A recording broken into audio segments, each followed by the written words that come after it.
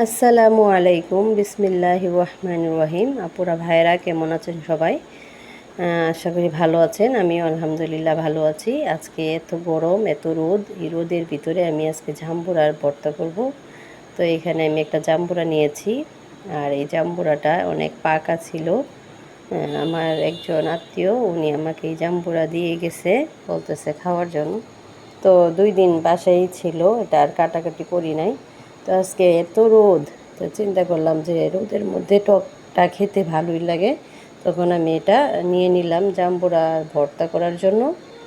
তো এখানে আমার মেয়ে জাম্বুরাটা কাটাকাটি করতেছে, কেটে তারপর আস্তে আস্তে এগুলা সব ছাড়িয়ে নিচ্ছে ছাড়ানোর জন্য।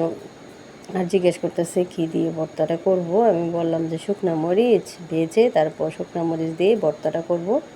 তো এখানে আমি 3-4টা শুকনো মরিচ নিয়ে নিয়েছি, এগুলো আমি এখন তেলে ভেজে নেব। আর আমি জাম্বুরার ভর্তায় শুধু মরিচ, লবণ আর সরিষার তেল খাই, আর কিছুই খাই না। আর অনেকেই হয়তো অনেক কিছু করে খায়, তবে রসুন পুড়িয়ে দিলে এটাও খেতে অনেক ভালো লাগে। রসুনের ফ্লেভারটাও ভালো লাগে, কিন্তু এখানে তো পুরানো যাবে না, তাই আমি আর রসুনটা দিই নাই। অনেক গরম, আর জাম্বুরাটা একদম রসে টইটুম্বুর ছিল। আর এই অনেক মজা, মিষ্টি মিষ্টি, কোনো টক নেই।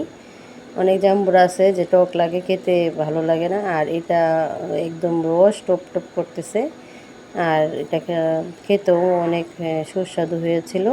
তো আমার ভিডিওটি যদি আপনাদের ভালো লাগে, লাইক দিবেন, কমেন্ট করে জানাবেন কার কাছে কেমন লেগেছে এবং কে কোথা থেকে দেখছেন।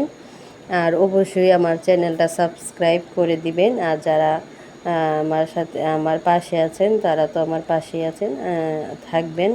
আমি এই মনোভাবনা নিয়েই বিশ্বাস করি যে অবশ্যই আপনারা সহযোগিতা আর পাশে না থাকলে আমি এতটা এগিয়ে যেতে পারতাম না।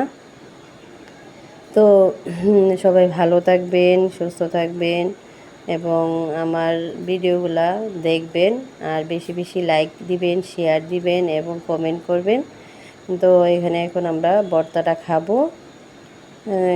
দেখলেনই তো কত সুন্দর করে ভর্তাটা বানিয়েছি, আর প্রচণ্ড রোদ বাহিরে। তো সবাই ভালো থাকবেন, সুস্থ থাকবেন। আল্লাহ হাফেজ।